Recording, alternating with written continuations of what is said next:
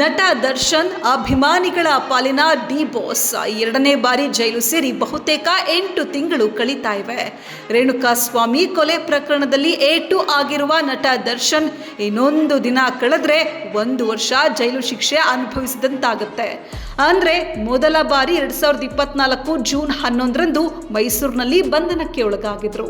2024 October 30ರ ತನಕ ಅಂದ್ರೆ 131 ದಿನಗಳ ಕಾಲ ಜೈಲುವಾಸ ಅನುಭವಿಸಿದ್ರು.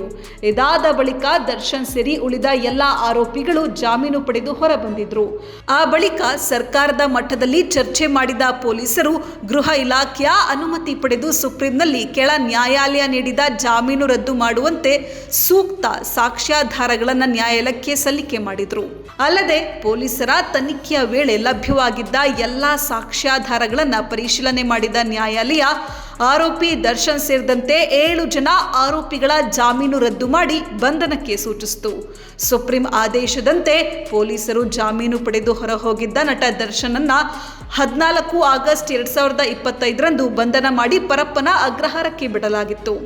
ಈ ಮಧ್ಯೆ ಬಹು ನಿರೀಕ್ಷಿತ ಡೆವಿಲ್ ಸಿನಿಮಾದ ಶೂಟಿಂಗ್ ಕೂಡ ನಟ ದರ್ಶನ್ ಮುಗಿಸಿದ್ರು. ಆದರೆ ದಿ ಡೆವಿಲ್ ಸಿನಿಮಾದ ರಿಲೀಸ್ ವೇಳೆ ನಟ ದರ್ಶನ್ ತನ್ನ ಸೆಲೆಬ್ರಿಟಿಗಳು ಸಿನಿಮಾವನ್ನ ಗೆಲ್ಲಿಸೋದನ್ನ ಕಣ್ತುಂಬಿಕೊಳ್ಳಲು ಆಗದೆ ಜೈಲಿನಲ್ಲಿ ಕೊರಗಿದ್ರು.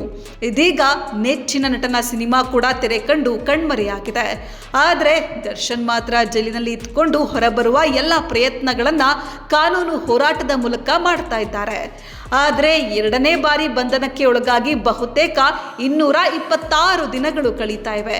ಮೊದಲ ಬಾರಿ ಮತ್ತು ಎರಡನೇ ಬಾರಿ ಬಂಧನವಾಗಿದ್ದು ಸೇರಿ ಆಲ್ಮೋಸ್ಟ್ 1 ವರ್ಷ ಅಂದ್ರೆ 365 ದಿನಗಳನ್ನು ಕಳೆಯಲಿದ್ದಾರೆ. ಆದರೆ ಹೊರಹೋಗಿರುವ ಅಭಿಮಾನಿಗಳಿಗೆ ತಮ್ಮ ಡಿ ಬಾಸ್ನ ಬಗೆಗಿನ ಕ್ರೇಜ್ ಮಾತ್ರ ಸ್ವಲ್ಪವೂ ಕಡಿಮೆ ಆಗಿಲ್ಲ. ನಮ್ಮ ಬಾಸ್ ಎಲ್ಲಿದ್ರು ಬಾಸ್, ಆದಷ್ಟು ಬೇಗ ಜೈಲಿಂದ ಬಂದು ಮತ್ತೆ ಬಾಕ್ಸ್ ಆಫೀಸ್ ಸುಲ್ತಾನ್ ಆಗ್ತಾರೆ ಅಂತ ನಿರೀಕ್ಷೆಯಲ್ಲಿದ್ದಾರೆ. ಮತ್ತೊಂದು ಕಡೆ ನಟ ದರ್ಶನ್ ಕುಟುಂಬ ಕೂಡ ಬಿಡುಗಡೆಗಾಗಿ ಕಾನೂನು ಹೋರಾಟದ ಜೊತೆ ದೇವರ ಮೊರೆ ಹೋಗ್ತಾ ಇದ್ದಾರೆ.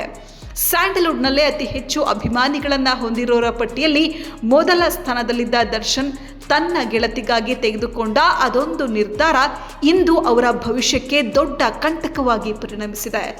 ಆದರೆ ಈಗ ಮಾಡಿದ ತಪ್ಪಿಗೆ ಕಾನೂನಿನ ಅಡಿಯಲ್ಲಿ ಶಿಕ್ಷೆ ಅನುಭವಿಸ್ತಾ ಇದ್ದಾರೆ. ಆದರೆ ನೆಚ್ಚಿನ ನಟ ಬಿಡುಗಡೆಗಾಗಿ ಅಭಿಮಾನಿ ದೇವರುಗಳು ಕಾಯ್ತಾ ಇದ್ದಾರೆ. ಆದರೆ ಆ ದಿನ ಯಾವಾಗ ಬರುತ್ತೆ ಎಂಬುದೇ ಮುಂದಿನ ಕುತೂಹಲವಾಗಿ ಉಳಿದುಕೊಂಡಿದೆ.